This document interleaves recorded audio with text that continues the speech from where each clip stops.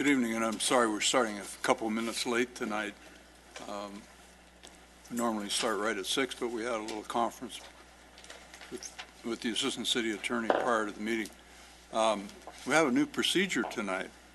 Actually, I'm obliged to use a gavel to start the meeting. So I typically have only used it once in 6 years, so I'll try to adapt because our recording secretary obliges us to follow this instruction. So, the regular session of the Lancaster Planning Commission will please come to order.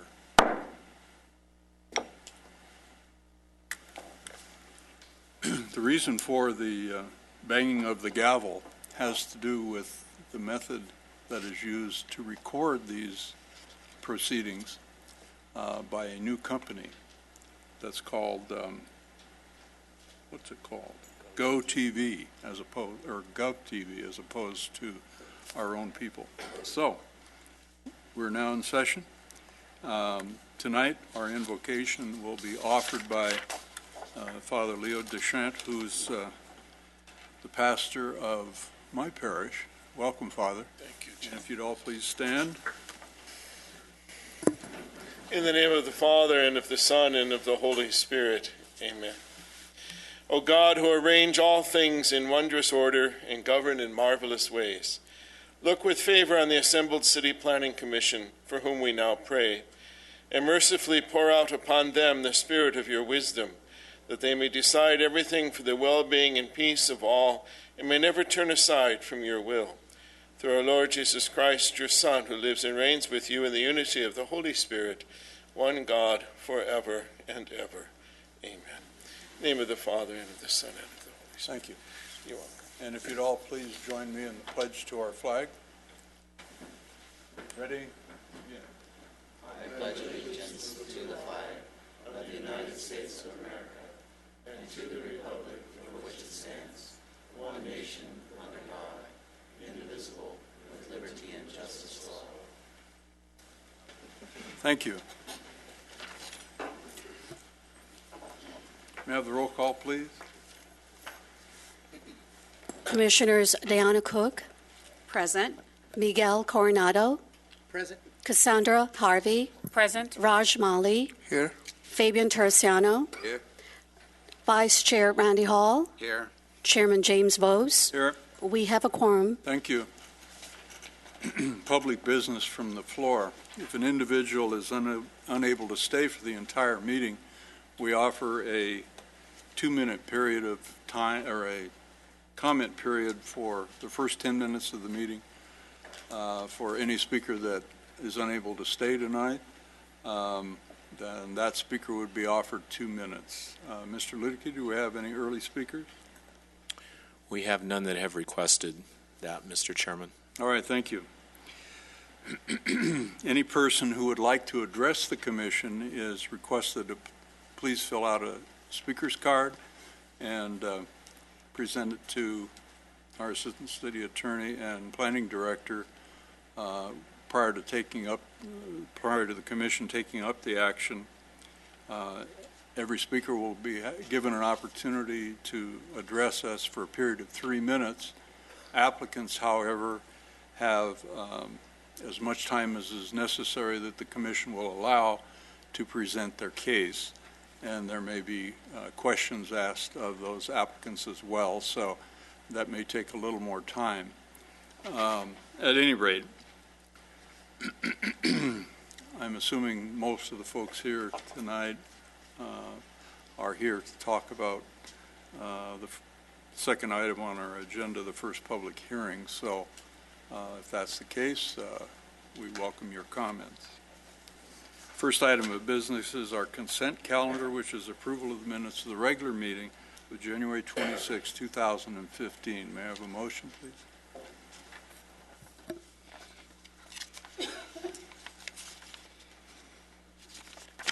I move to approve the amended minutes of the regular meeting of January 26, 2015. Thank you. I'll second that motion. Thank you.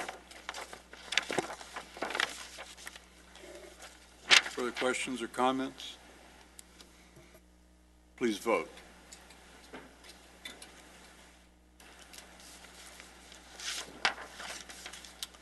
Motion passes 7-0. All right, thank you. For the record, we have a number of pieces of correspondence that were distributed to us prior to the beginning of the meeting.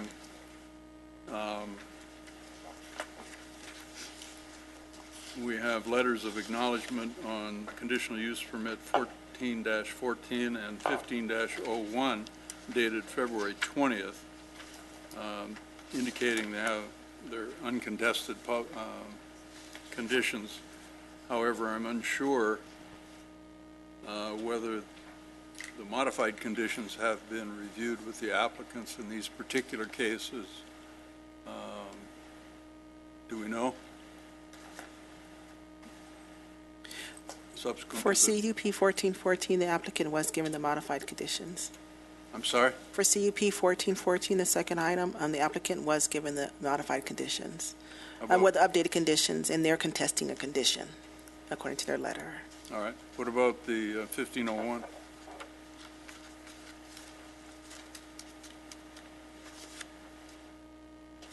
There were no modified conditions, Chair Voss. All right, thank you.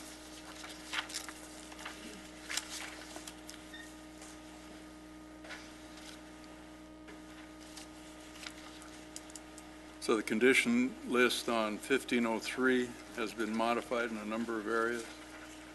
We have received also a modified site plan on CUP 14-14, as well as additional exhibits. And we received, prior to this meeting, but at the publication of the agenda, temporary sign memorandum from the director. We also have an invitation to an open house that Assemblyman Tom Lackey is hosting on March 12th, 2015, that the commission is invited to. And lastly, we have a correspondence from a Chris Nordstrom regarding conditional use permit 14-14. It looks like I only have one copy, so I'll circulate this with the members who can read it prior to the action on this item. Anything else that we have to read into the record? None? All right. New public hearing. The first action item is conditional use permit 14-14. So without objection, the public hearing is open on this matter. Chairman Voss, Yes, should I go recuse ahead. me? Yes, I would like to recuse myself because from this property, I own a house around the corner. So the address from my property is 43136 Sugar Street, Lancaster, California 93536. And it's just around the corner. So I would like to recuse myself. All right, thank you, Mr. Malik. Anyone else have anything to say?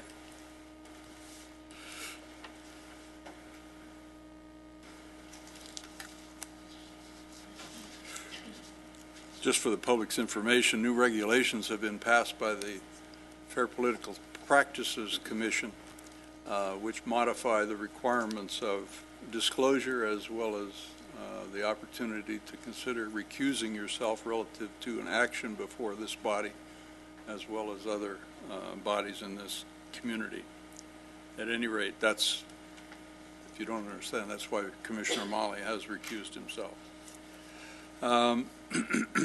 So, the public hearing is open on 14-14. May we have a staff report, please?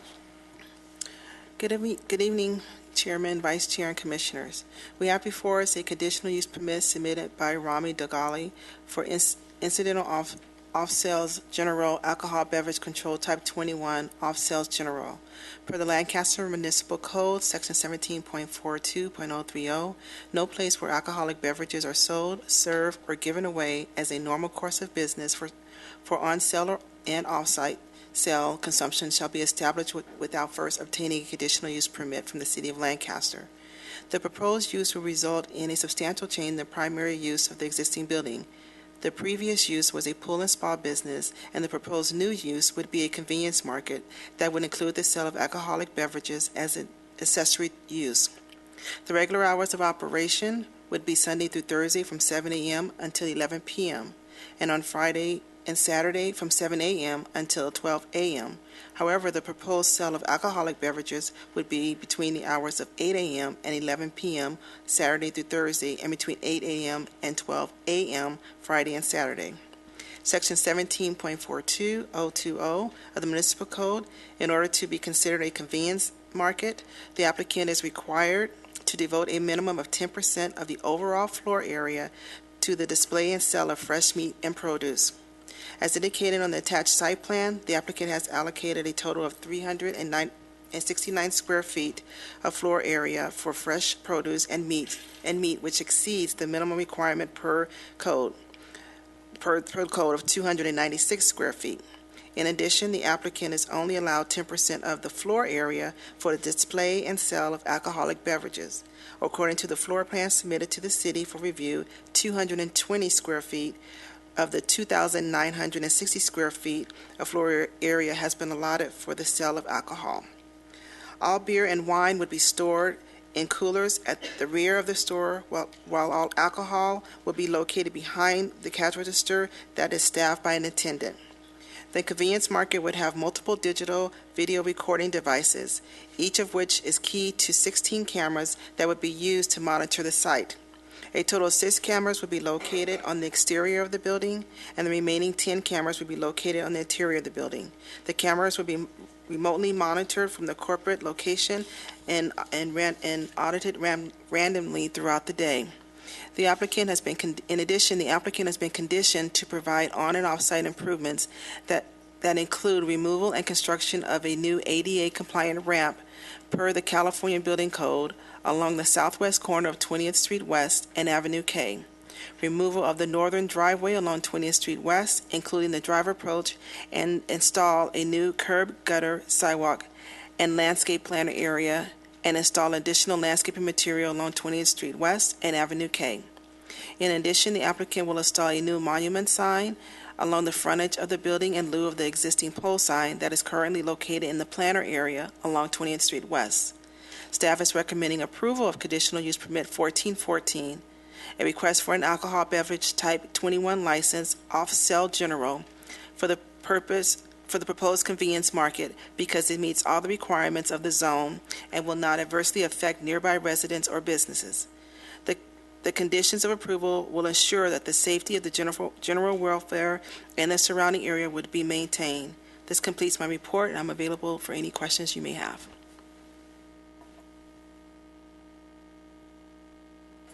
Thank you. Do the members have any questions of staff before we hear from the applicant? No. All right, then. If the applicant is present, certainly can address us. Do we have a speaker's card for the applicant? Yes, Mr. Chairman, we have the applicant's speaker card, Mr. Dargali, but also one that I believe is a representative for him, Charlotte Ramos, I believe.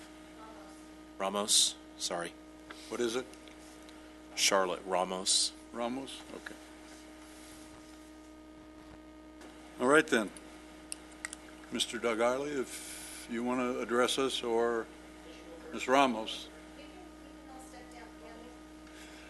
Well, if you're going to talk, you got to come to the microphone because we can't record you from way back there. Good evening, Commissioners. Ms. Ramos. Ms. Ramos, Charlotte Ramos, All City Permits. Good evening and welcome. Good evening. Thank you very much, Commissioners, for taking the time to come out and listen to my client's appeal. First off, I just want to say I don't know a lot about this particular Lancaster's ordinance, but I will say that I've been doing a lot of permit processing and CUP in the Los Angeles County for the last 17 years. So one thing I do want to mention is the client has looked over all of his conditions, and he has agreed to all the conditions except for one. And that leads me to a question that I have for all the commissioners. And that is, what is your intention to condition number 9 for your size? What is the condition that you want? What is your intent? Thank you for asking the question. We'll hear your presentation, and then we may respond or we may not. You Okay. go right ahead. Okay.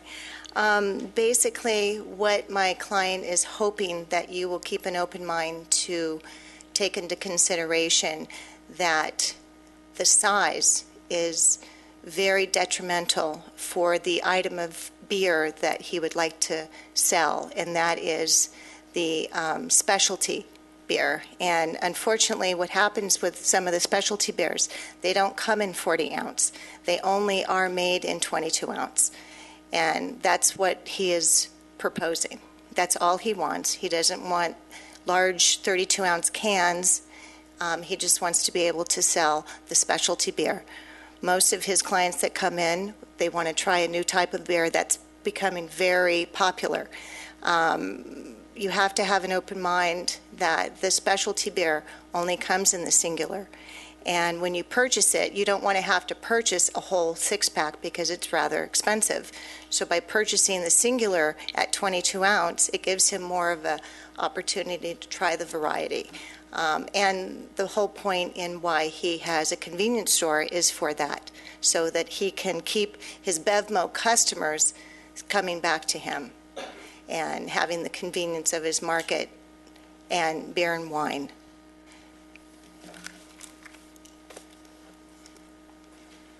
Do you have anything further to add? No, All right, thank you. just want to hear, Thank if you. you have any questions. Anyone, the applicant or his representative?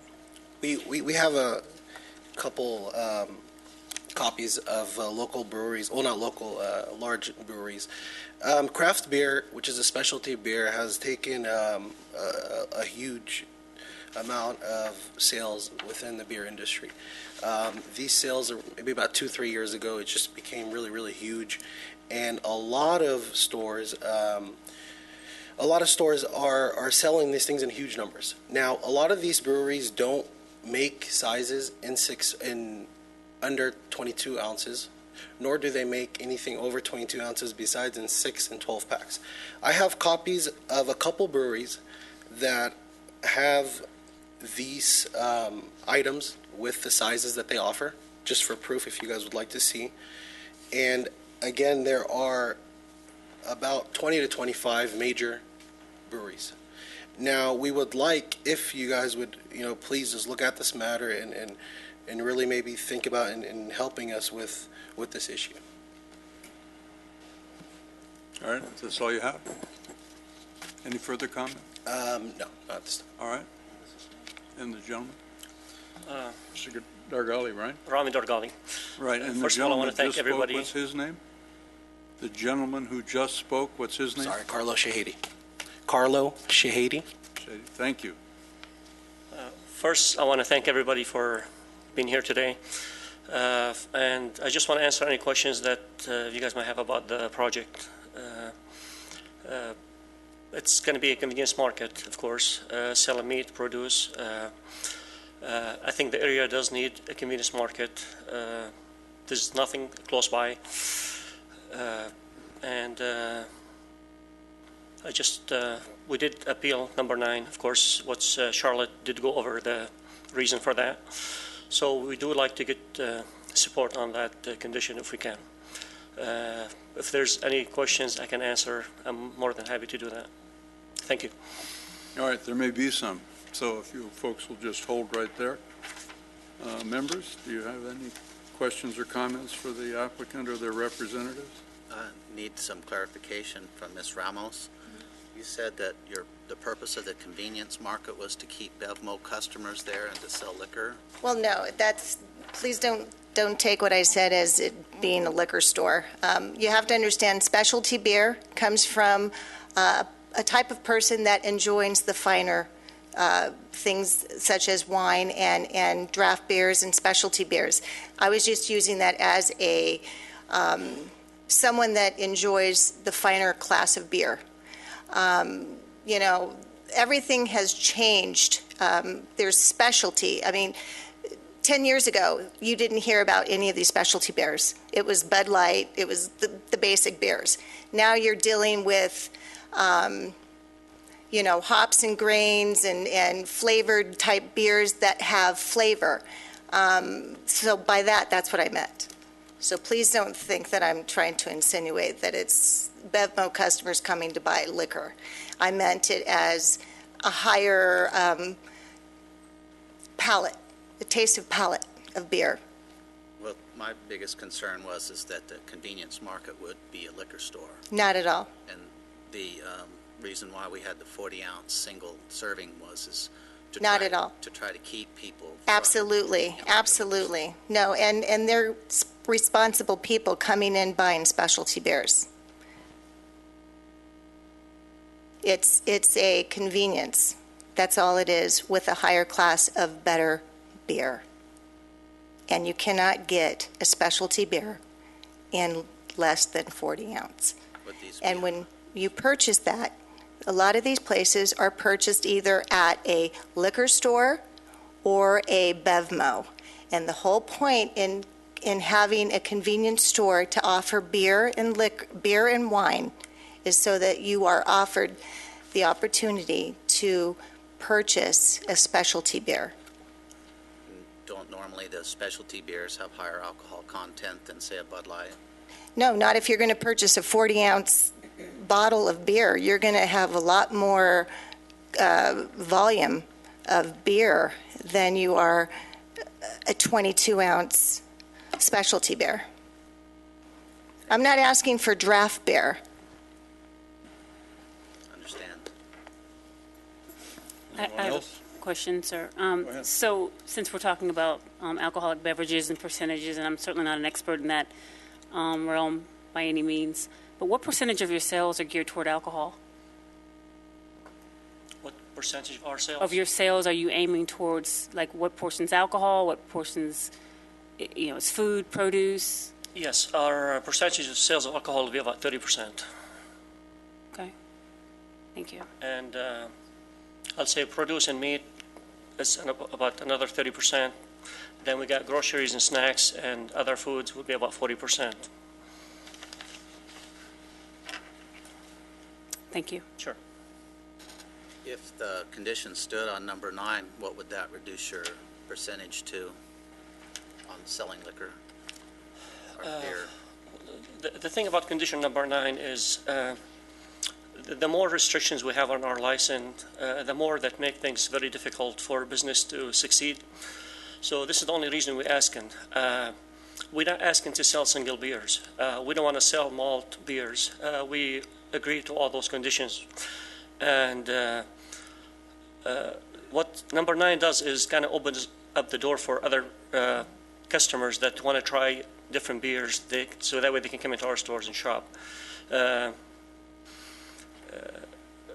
do understand selling smaller size beers that could bring certain people in. That's not what we're asking to do. I mean, all we are asking just to be flexible on that one size, the 22-ounce size, so we can be able to serve those customers that want to drink those specialty beers.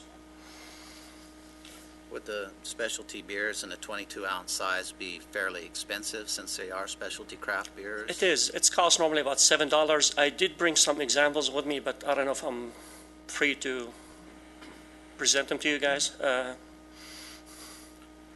That way I can show you what's the difference between the 40 and the 22. It's kind of you to offer that. However, I don't think we can imbibe here at City Hall during the Planning Commission meeting, particularly if they're not chilled. They came from the cooler. And I don't mean to be flip, but your presentation tonight, lady and gentlemen, it gives me the impression that you're attempting to market a liquor store and disguise it as a convenience market. That's just my opinion. But based on your comments so far, that's what I hear. I do have some questions, however, for you relative to the revised floor plan that you've provided to us, or staff provided to us, I'm assuming you agree with. One of the questions I raised with staff had to do with delivery of merchandise other than through the front door. And it would appear that you've got a man door off the south side of the building. identified as the point of delivery. Is that Yes, that it's your going to be intent? the side door, yes. so? A man door is sufficient to do that? Yes. It is. Would you concur with that, planners?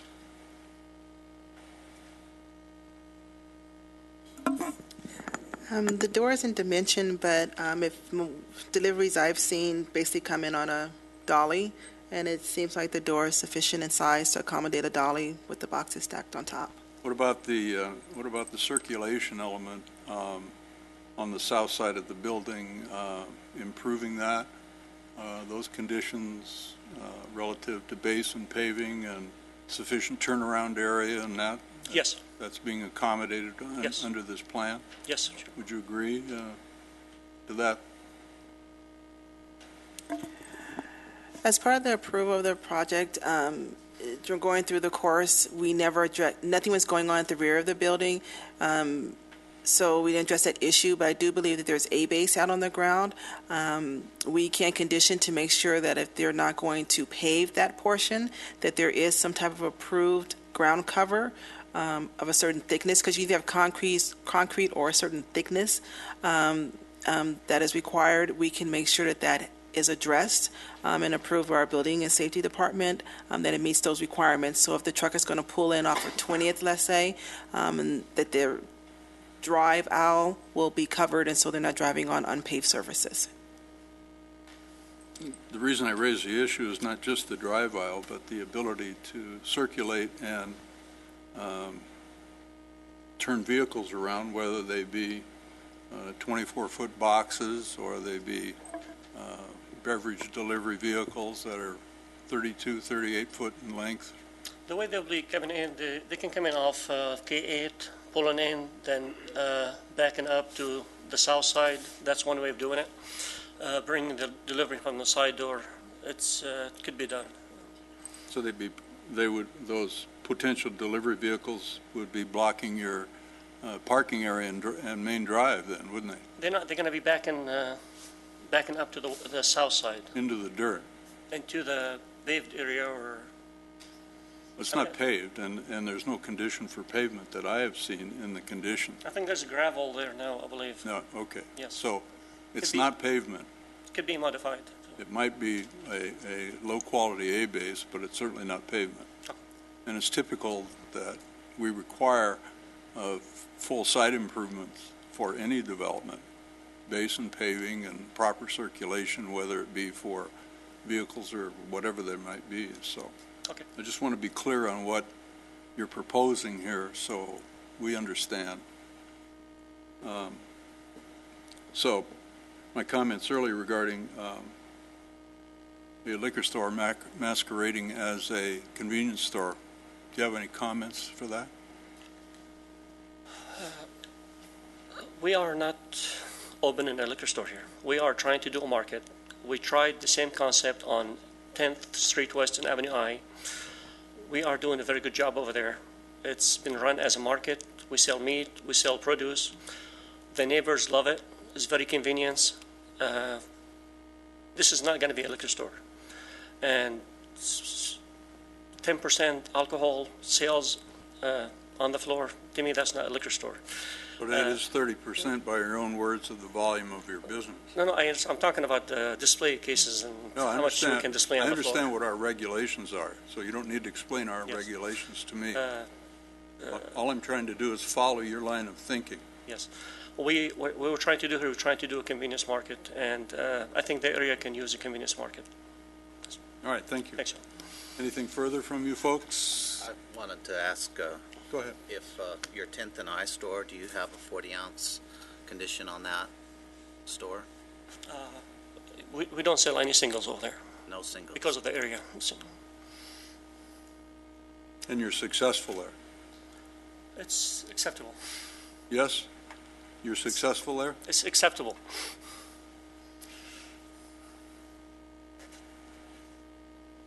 It's acceptable, not successful?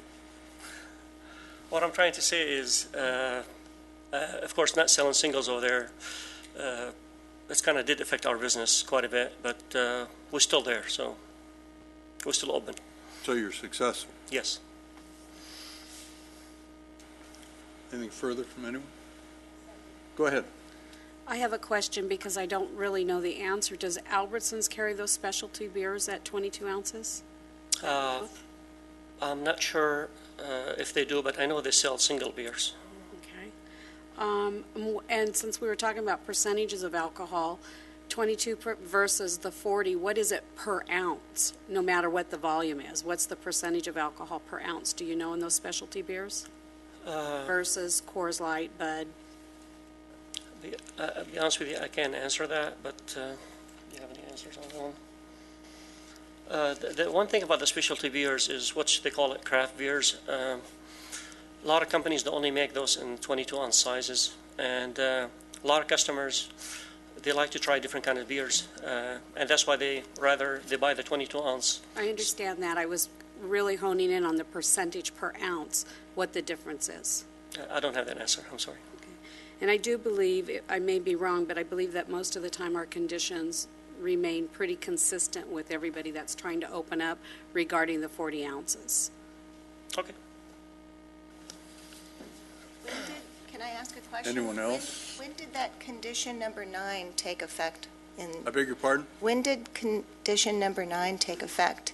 Because I have noted that there are some convenience markets in Lancaster that are carrying the specialty craft beers right now. And I was just curious.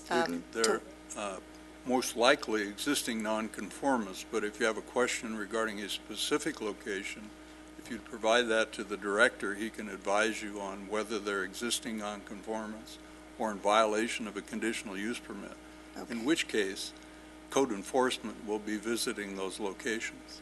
Okay. Of course they will. Thank you. They will if we know about it. They won't unless we know about it. Well, I just want to note one thing, that this client has been in Lancaster as a business owner for 20-plus years. Long time. To the Antelope Valley. He is a very upstanding citizen. He holds a clean record with both businesses, and under no circumstances is this convenience market going to be acted nor looked upon as a liquor store. So please do not take my word and use it against him. I'm not. Okay. I have my own point of view. Thank you. All right. Anything further from you folks? Mr. Hall was asking about the prices, differentiating between craft, specialty, and regular domestic beer. I have a price list, and a 22-ounce normally runs about $6-7. A 6 to 12-pack runs about $14 to $20, depending on the brand. That's all I wanted to say. If you want to see that, I have those copies of the prices. All right. Thank you. Anything further? Anyone? All right, then. Thank you. Thanks for your help. We have speakers on this matter. So, Mr. Ludicky, could you call the first speaker, please? Yes, Mr. Chairman. We have 4 that have indicated as opposing and 1 that has just indicated a question. All right. So I'm going to call him first, if that's okay with you. Sure. Van Perry. Mr. Perry, is it? Yes. Welcome and good evening. My main concern was, is there now or will there be in the future any request to put in a service station and gas pumps there? And I don't know if they had addressed this or not. And second, on the on-site alcohol sales, on a conditional use permit, I believe it's sometimes granted with a change in alcohol beverage sale hours. I know of one tavern that was up on 45th and L for a while, and I believe they had to shut down at about 10 or 10:30 rather than 2 o'clock, and that eliminates the neighborhood 2 o'clock rush for alcohol sales, which would probably be desirable in this residential location. And My house is, maybe 70 yards from their property on 20th. And it's a nice residential neighborhood and a 2A zoned for commercial agricultural uses now, which the last two businesses have been, although the spa shop might have been it a little with saying they had greenhouses, But that was about all. I was just concerned on a couple of those matters. All right, thank you for your comments. May I have the next speaker, please? Chris Nordstrom. Mr. Nordstrom, good evening and welcome. I didn't know how many copies to bring to the commission, but in the presentation of three previous individuals, are they just going to sell one type of liquor, or are they going to bring in all the other liquors that are represented in society? I didn't get a clear indication on that. And then the indication was given that we would have well-being in the community, and liquor stores don't, or liquor of any kind doesn't seem to present that kind of an idea of have well-being in our neighborhood.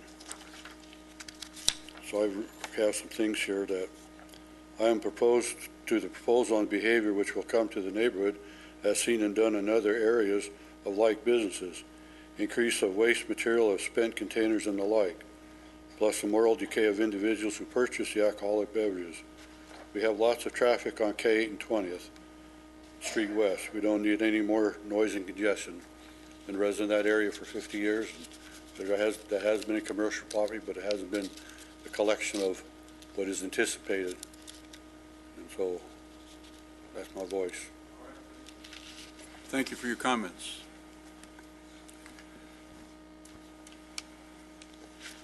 Just so you folks understand, we'll respond to the portions of the comments that are questions and ask staff to respond prior to the close of public hearing. So, next speaker, please. Dan Mullen. Mr. Mullen, welcome. Thank you. Good evening, Mr. Chairman and ladies and gentlemen of the Commission. My family has been a longtime resident of this community for over 26 years, and I strongly urge you to deny this conditional use permit. 40 years ago, approximately, when Greener Gardens Nursery started in that area as a commercial industry, commercial business, that was appropriate for that area.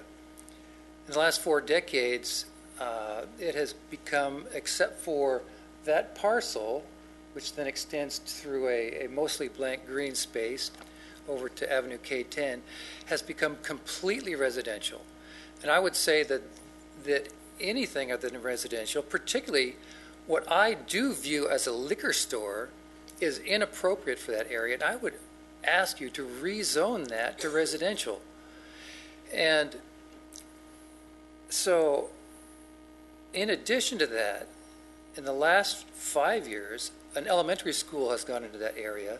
K8 and 20th have had improvements, including a traffic signal, crosswalks, narrowing of the streets, losing a lane, just to accommodate the safety of those kids going to school.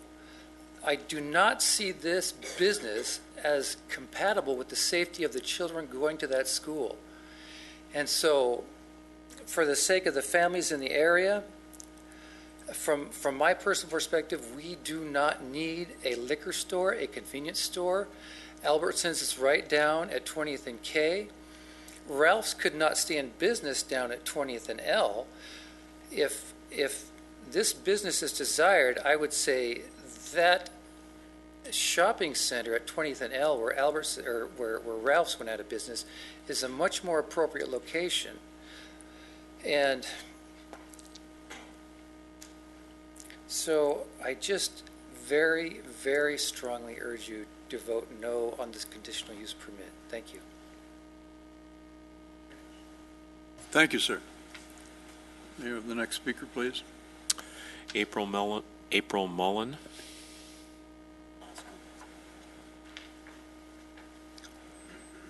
You must be related to the last speaker. Yes, sir, I am. Welcome. Dan is my husband. Thank you very much for the opportunity to address the commission today. Like my husband, I oppose allowing a convenience market to go in at 20th and K, or at K8. As my husband said, we've lived in the neighborhood for 26 years. We bought our house when it was a slab, so we've been in the neighborhood. It used to be fun to walk up to Greener Gardens Nursery and look at the beautiful trees. I remember that, and it was a sad day when that business went away.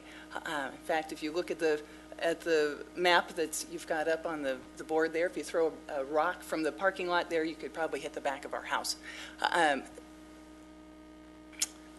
I really, as a community resident, I do not feel that a convenience market would be convenient in any way for me or my family.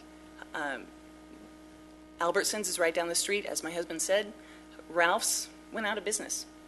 There's plenty of storefronts at 20th and L that would enable people to put in such a business and stock craft beers for those who enjoy those. As my husband mentioned, we do have a school, as I'm sure you're very well aware, just down the street. We've had lots and lots of improvements go in to make that area safe for children and for parents going back and forth to pick up their kids and drop them off. I really don't think that putting a convenience market in at that location is consistent with what the neighborhood is designed for at this point. And in addition, back to the convenience of the people in the neighborhood, additional traffic, the intersection really is not designed to support that kind of traffic. As you mentioned earlier, the lot itself is not designed for that kind of traffic for delivery trucks and vehicles moving around in that kind of way. I just really don't think that there's a lot of reason to put that there. If we want to have that kind of an establishment, there's plenty of room for it just down the street. Thank you. Thank you for your comments. Do we have any other speakers, Mr. Ludicky? One more, Mr. Chairman. I apologize if I mispronounced the last name. Richard Grunenberg? I didn't hear it either. Say that again? Greenberg. Gruenberg. That wouldn't be. I'm pretty much in agreement with my neighbors, Dan and April. They pretty much said everything that I was going to say, and I don't want to repeat it and bore you. All right, well, thank you for your comments, Mr. Greenberg. All right, then. Do we have any additional speakers? No other slips, no other Mr. cards. Chairman. All right, thank you. The applicant has an opportunity to rebut if they care to offer any further comments.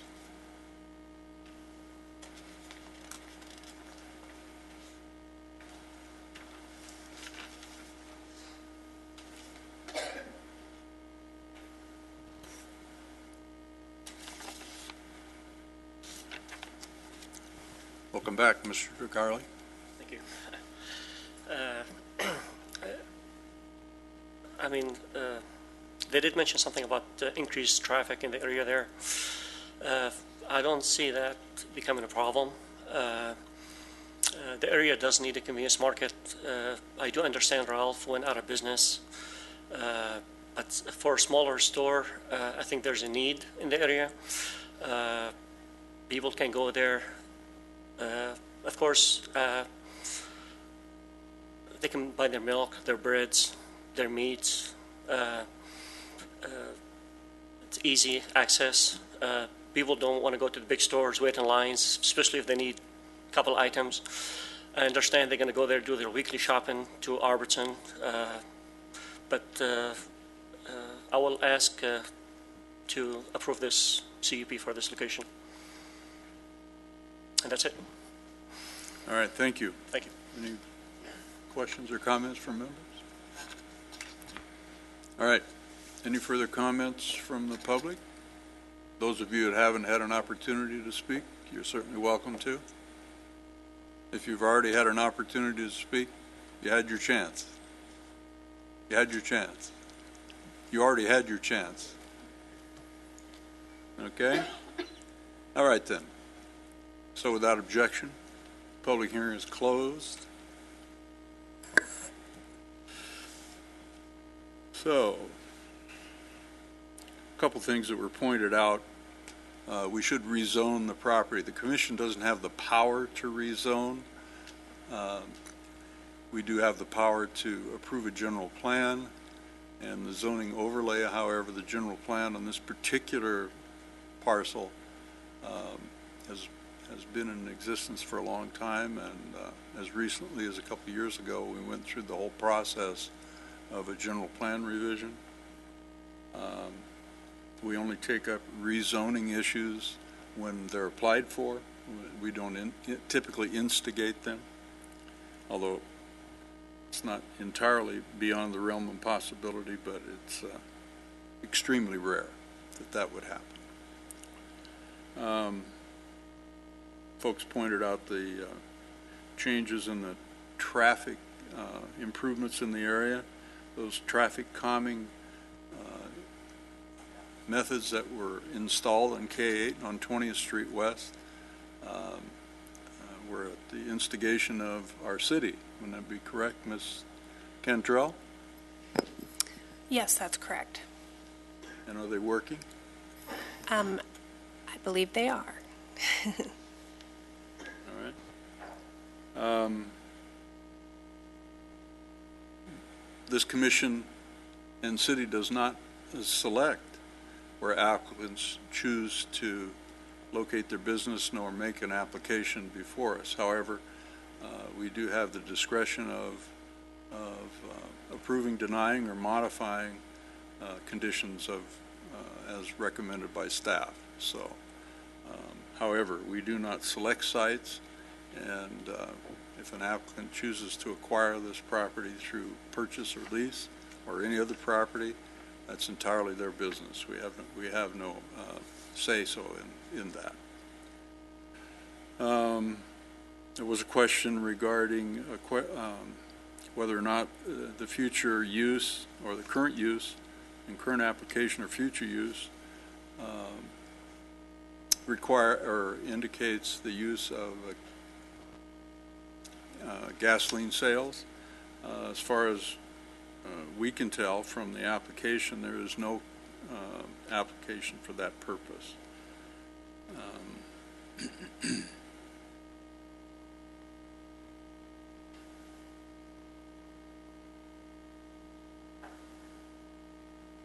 So, the additional comments related to condition number 9. Would you care to address that, Mr. Ludicky, or your staff? Condition number 9, as it's currently drafted, is the typical one that we have probably applied for the last 3 to 4 years. In response to a question that the applicant's representative raised, the answer is yes. There are a number of establishments in the city that sell single cans of varying sizes. They, in large part, precede the adoption of the city's most recent alcohol ordinance requirements, which were put into place, I believe, in 2008. There are any number of establishments that predate that, and therefore there are no restrictions from the city standpoint on the size of containers that they sell. But we have been pretty consistent, I would say entirely consistent, in applying those to these same types of requests where the city has granted them. Could you tell us why the city had the alcohol ordinance to limit it to 40 ounces? Well, understand the requirement for the beverage container size restriction doesn't come out of the ordinance itself. It's more of a practice that the city has established. In fact, the commission has largely established through the review of off-site sales requests. And the answer is very simple. It was thought that if you required a larger minimum container size, that you began to eliminate some of the issues that you tend to get with single can sales that are smaller. Think of the typical 6-pack broken into the 12-ounce can. And while it doesn't prevent somebody from buying a larger size container and drinking it out in the parking lot, it's a lot more likely if you have a smaller container size. And that was the logic and the thought behind it. And these were thought of before we had the craft beer explosion, and would we be standing away of this beer progress? Well, that's a matter of opinion, I guess. What I would tell you is this: if you change the container size, it changes it for everything. So, you're kind of weighing it against, okay, the benefit of craft beers that are only sold in certain sizes versus allowing anything else that can be manufactured in that size to be done that way. It's not a perfect approach, but I think it's one that's been applied pretty judiciously and reasonably in most of the similar types of requests. So if we modified condition number 9 from the dais up here, it would modify all the other conditions for all the other markets? No. It would be strictly applied to this one. Each CUP stands on its own merits. However, we would be starting a new precedence this day forward if we did that, correct? I think a future applicant could reasonably argue that why did you change it in this case? It's conceivable, although it would require an application on their part to amend a previously granted CUP. You could have a previously approved applicant or use that came back and said, I noticed you changed this, I'd like to ask for the same modification. So yes, there is that potential. Anything further from anyone? Just a matter of information, Mr. Ludicky. The discussion tonight has talked about some business failures in the marketplace there. Ralph's. I'd consider that a failure. A closing of a, quote, liquor store on the northwest corner of 20th West and Avenue K in the shopping center there. That liquor store had been in business a long time, as I recall. And they didn't relocate to the community, they closed. Okay. So, any other alcohol-related businesses in the marketplace in that general area? I think they were pretty well identified. Certainly, there's the Albertsons that's located at 20th West and Avenue K. I believe there is a convenience market on the southeast corner of that same intersection. It's associated with an Arco AM/PM, if I remember correctly. Been there a long time, and yes, that's existing long before our 2008 alcohol beverage ordinance.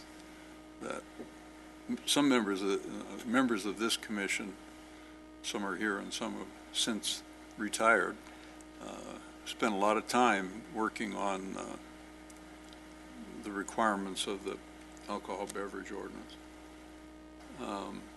In this particular case, a lot of folks seem to be focused on craft beer and those kinds of sales. What about the euphemistically known as hard liquor, anything other than beer, malt liquor, fortified wine, those types of beverages. So if you call it wine, it has to be in a bottle bigger than 750 milliliters in this particular, or 750 or larger? Yes. Okay. What about what about the other hard liquors, the distilled beverages? We did do a little bit of research on that. It may well be because we rarely have a request for a general off-site sale license that we were not able to find any particular, at least recent, restrictions on container size for distilled spirits or things of that type. But as I mentioned, most of the convenience stores or mini markets that we have reviewed are in fact beer and wine only. This is requesting hard liquor in addition to that. So,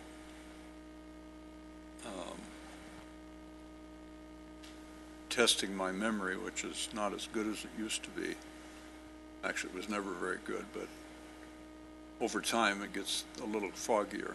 As I recall, with distilled spirits, we had discussions in the past about the containers, what I would call a single shot container that typically you see in liquor stores, selling for whatever they sell for that hardly ever reach the driveway. Oftentimes are consumed in the parking lot or driving down the highway because they're about that big. Referring to the one ounce containers? I don't know how big they are. The beverages I buy are in larger containers. So, at any rate, so in this particular applicant's case, are those sales restricted to, half pints and above, or are they not? They would not be restricted by the requirements of the conditions as currently drafted. They would be allowed to sell in whatever container size the Alcoholic Beverage Control Board would allow them.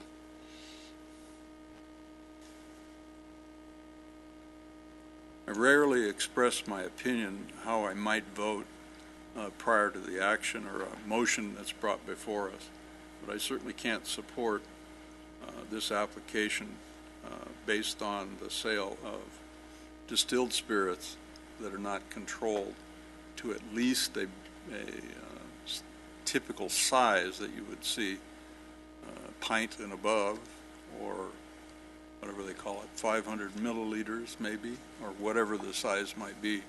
I just express that from my own point of view. And secondly, it's very challenging to legislate from the dais on a application. It hasn't been our practice in the past to do that. More often than not, we would continue the matter and ask staff to look at those things we've discussed and come back to us with a recommendation in a given period of time. However, the members may choose to do something else. So I just offer those comments. Anyone else have anything to offer? No? All right then. The public hearing is closed. Staff, do you have anything else to offer? No? All right then. So it would be appropriate to consider a motion on this recommendation.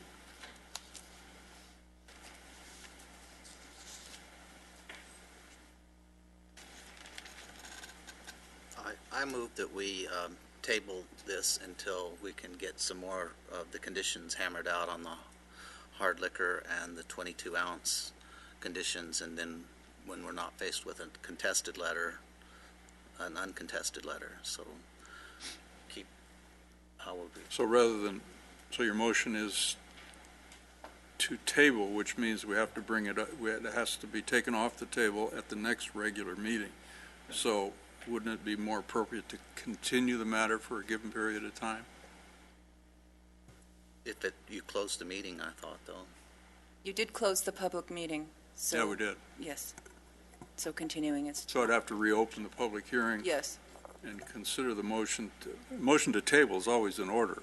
However, you have to bring it back up at the next regular meeting, and it's not a public hearing, right? So I think it would be reopening the appropriate to public hearing. reopen the public hearing That's if correct. there's no objections to anyone, and consider your motion to Continue the meeting until the next scheduled planning meeting.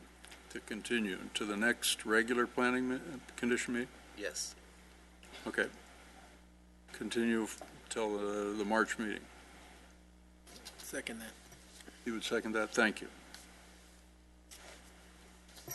Any further discussion, comments from anyone?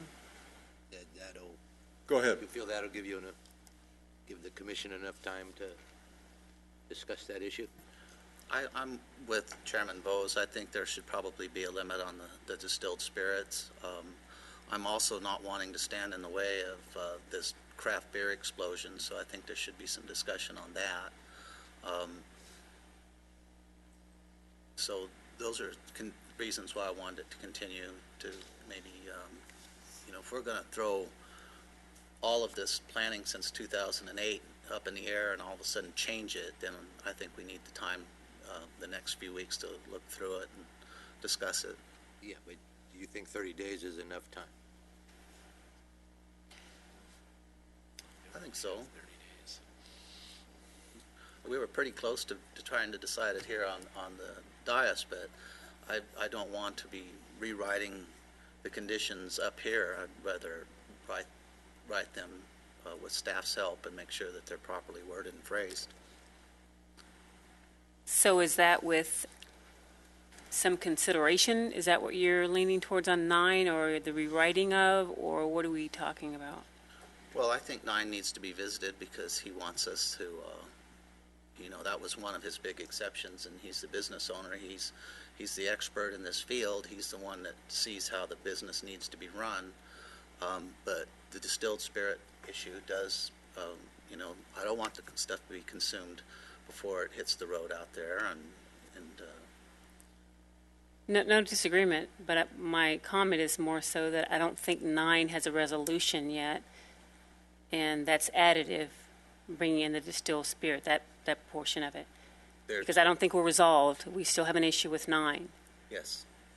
I think that those are both, the distilled and the 22-ounce need to be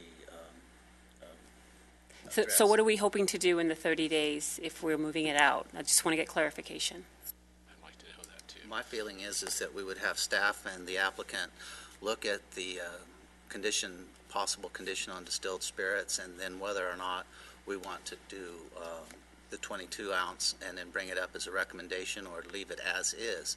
And then we would then, as a commission, have to decide up here if we wanted to rewrite it or move it, and then it could die for lack of a second.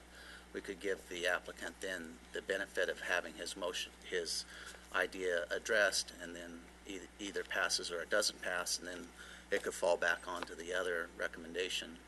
Okay, I understand. I just wanted clarification. Go ahead, Diana. I feel that number 9 is still in contention, that is a condition that we imposed upon the applicant. I feel that they need to agree to that condition for me to move forward. The distilled is a whole nother conversation. That's how I feel. Anyone else? So we have a motion and duly or properly seconded to continue this to the March meeting. A vote in favor would do that. A vote no would not continue the matter and would bring us back to the recommendation. That'd be correct? So, we ready to vote? Please vote.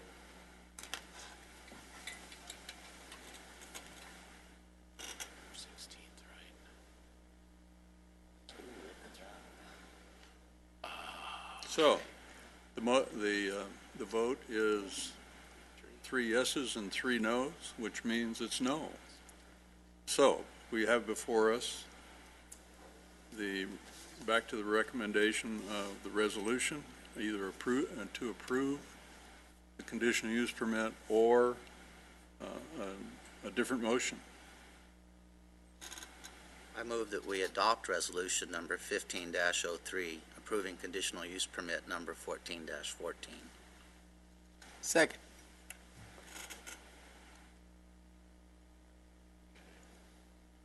Okay, any further discussion? We all understand the motion? No, I don't. I'm sorry. Does that mean accepting it with their contested? No, it means accepting it the way the staff has recommended it. Clear? Everybody clear? All right, please vote.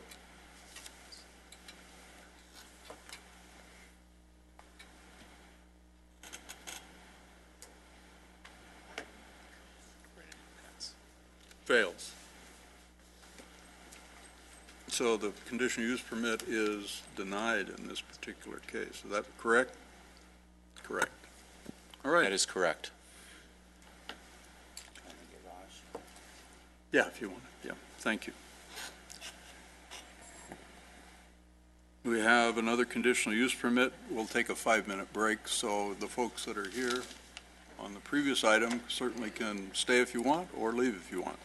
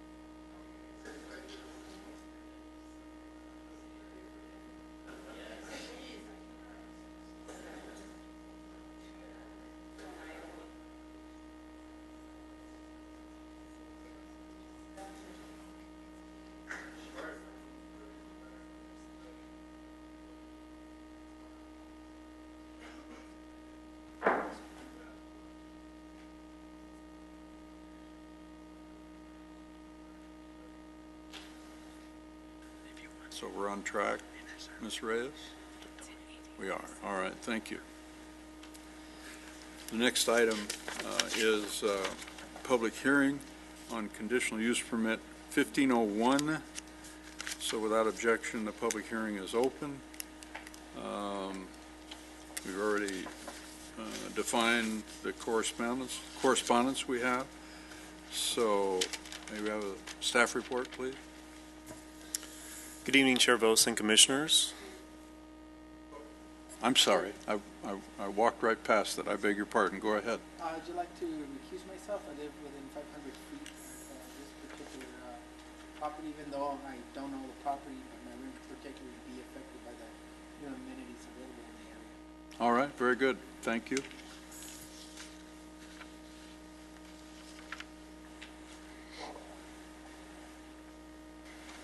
So we are 6 members.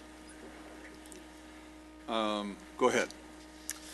Thank you. Good evening, Chair Vos and Commissioners. I have before you tonight conditional use permit number 15-01. This is a request for a Type 20 alcoholic beverage control license for the sale of beer and wine at On the Boulevard Market located at 641 West Lancaster Boulevard. The proposed sale of alcoholic beverages would be coterminous with the hours of operation, which would be daily from 8 a.m. to 8 p.m. The existing On the Boulevard Market carries a variety of typical grocery store goods. The addition of alcohol sales will put the store into a mini-mart category. A mini-mart is considered a primary alcohol use, whereas a convenience market is an incidental use. Because a convenience market is an incidental use, there are no distance separation requirements. On the Boulevard Market is governed by the Downtown Specific Plan and is therefore exempt from any distance requirements. However, a condition was added that the applicant must limit the display of alcohol to a maximum of 10% of sales floor area, which the applicant agreed to comply with. Staff received notice that the Sheriff's Department does not oppose the applicant's request. The request does meet all the requirements of the zone. The conditions of approval would ensure that the safety and general welfare of the surrounding area would be maintained. Therefore, staff recommends that the Planning Commission adopt Resolution 15-04, approving the alcohol use located at On the Boulevard Market, subject to the conditions of approval. That concludes staff's presentation. Staff is available for any questions. Thank you. There may be some. Any questions from members of staff? Mr. Ani, you said that it wasn't in conforming of the area. Is that because it's in the Boulevard specific plan? Is that we can address this one? Are you asking about the distance separation requirements? Right. The Downtown Specific Plan does exempt any alcohol use, regardless of the type, from any separation requirements. Thank you.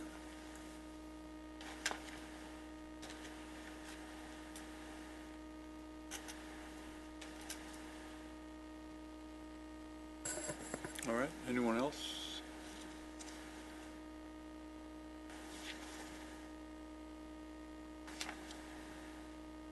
All right. May we hear? I'm assuming the applicant may want to address us. Do we have a speaker card from the applicant or anyone else? I have no speaker's cards, Mr. Chairman. We do have the letter from the applicant, but I don't have a speaker's card. Uncontested letter, yes, that we're aware of. The applicant doesn't wish to address us. Not even, are they here? Doesn't appear the applicant is here. All righty. Well, then, I can't ask questions of the applicant, neither can the members, but that's their choice. They don't have to be here.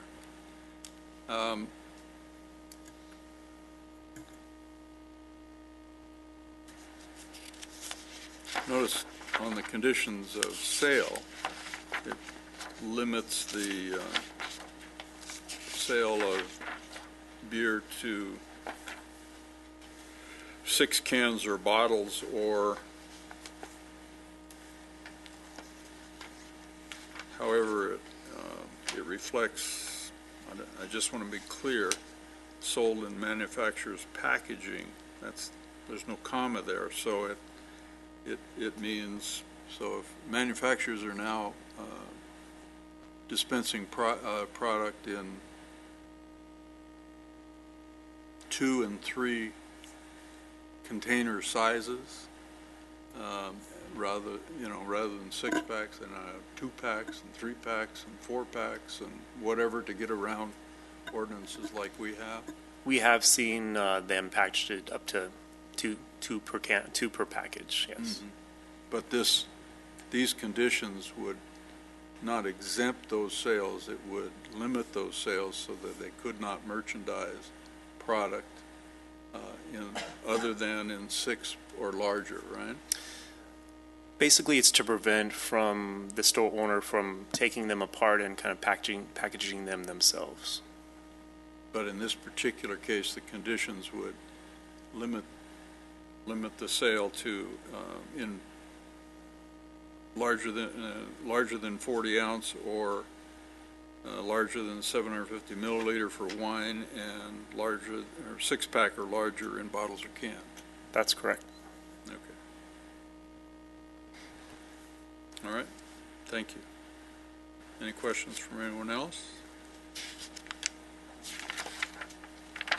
None? All right. Then it would be appropriate to close the public hearing without objection and consider a motion.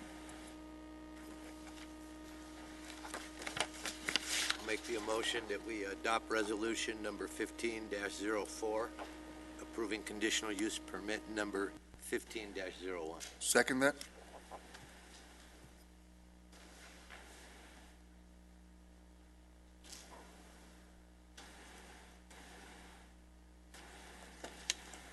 Please vote.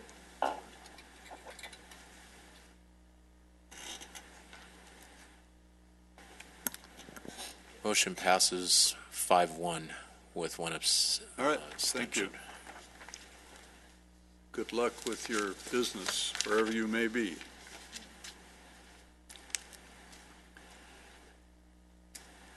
Next item, or last item, is continued business. Temporary and promotional signs. Mr. Ludicky and your staff, please. Yes, very briefly, Mr. Chairman, we're trying to start narrowing down the specifications and standards for the temporary sign and banner ordinance that we've been discussing. We've placed in front of you what we think are some reasonable draft standards in that regard, based on the conversations that we've had at several meetings preceding this. What we're really asking the Commission to do is to, hopefully you've had a chance to go through those and look at them. We're really looking for a basis upon which to prepare a draft ordinance for your consideration at this point. It doesn't mean that you wouldn't get a chance to reconsider any of these as a part of that, but we're hoping to sort of take the next step here and get in front of you a draft ordinance that you can consider releasing for public review. Thank you. So, members, do we have any comments? I was looking at it, and everything's all pretty objective, and I was wondering if there's something we could add in there about how it looks. What if it tears up and looks bad after a few days, after one of our gentle winds, and or fades out rapidly, or maybe it's just in bad taste? We will definitely include maintenance requirements in the ordinance. I think we discussed some other additional incidental provisions that we'll be putting in there that aren't actually the standards, but that are going to ensure consistent application of these, and to make sure that businesses don't have revolving, rotating, essentially constant temporary signs, that we're going to require there be some gaps in time. We're certainly going to require that everything is well maintained. Mr. Ludicky said that these were reasonable. Are they sensible? That's for you to decide, ultimately. It's risky asking that question. Did you have your microphone on when you asked that question? I did. Okay. I wanted that saved, because What was Mr. Ludick's response? it says it's up to me and you. As I mentioned to the Assistant City Attorney, staff is reasonable, you're sensible. Oh, boy, that's a CYA answer if I ever heard one. Or CYE for elbow, yeah.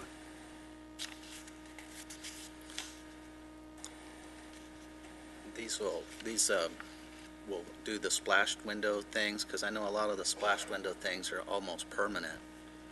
So they will have a time limit too.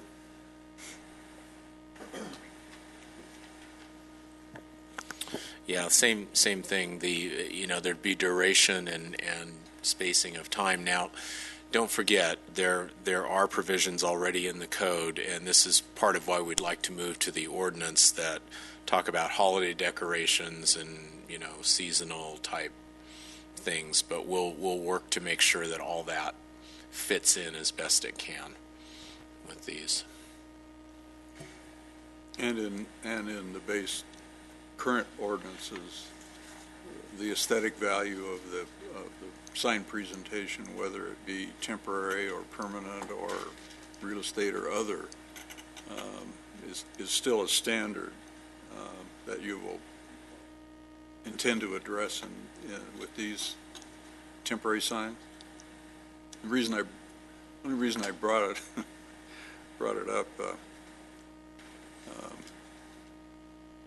being in the real estate industry, I had occasion last few days driving around looking at dirt, but I came across a number of real estate signs that have been up a long time and very, they're deteriorated to the point, and in some cases, folks that are no longer in the business, but the signs still exist. How would we deal with those? Or is that an unfair question at this point? Those could be approached from, well, first of all, the maintenance provisions in the zoning ordinance are still there, and they apply to everything.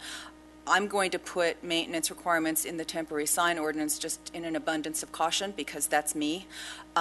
With respect to old signs that are deteriorated and even businesses that are out of business, that really becomes a code enforcement issue. So any information that could be passed on, I would make sure I discuss that with code enforcement. If the business is long gone and we can't locate the former business owner, for example, that might be an appropriate area for a city abatement. All right, thank you. And it's not just categorized as real estate signs. There's other business identifying signs that might fit into that category as well. All right, thank you. Anything else from anyone? Nope. Okay. Well, we look forward to your draft ordinance then soon. Next meeting or a couple? April?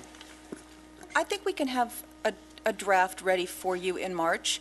We may need to fine tune a little bit. It might not really be ready for voting on, but we'll make every effort to have it be that way. Otherwise, we'll at least have you take a look at it and tell us if we're going in the right direction.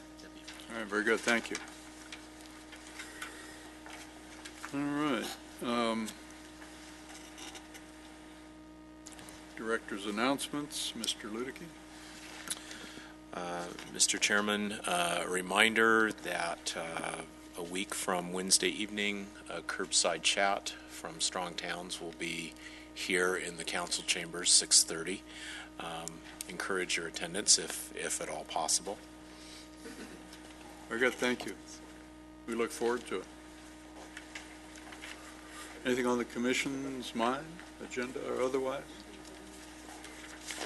We have three people here who are hiding in the back row who don't want to talk to us. But at any rate, these are You know, one of the folks might be related to one of our members. So would you care to introduce him, Mr. Terracciano? Yes, I would. With us this evening are members of the LGR Committee from Greater Antelope Valley Association of Realtors. J.D. Mosier and his wife. J.D. is the sub-chair of the Lancaster Committee. And my oldest daughter, Brittany, was recently licensed. And she is now a member of the Greater Antelope Valley Association of Realtors, who also works with me at RE/MAX, and she is now a standing member of that committee. So they are here. Is that a commercial? Sitting in our meeting. Was that a commercial? Yes. Okay, good. Thank you. Great. Thanks for being here, folks. So now it's public business from the floor. You get your chance to speak to us if you'd like. If anyone would like to speak to us, they would be offered a 3-minute time frame to discuss anything they want to discuss. However, the commission cannot take any action on any matter brought before us. However, we might agendize it in the future. So, we don't have any speaker cards? No, Mr. Chairman. One chance, 2 chances. You got one more chance to talk to us if you want. That's it. All right, 3 chances, we're done. So, we are adjourned then to our special meeting for agenda review Monday, March 19th, 2015 at 5:30 p.m. in the Public Safety Conference Room here at City Hall. And as Ms. Reyes said, bang the gavel. We're done. Thank you.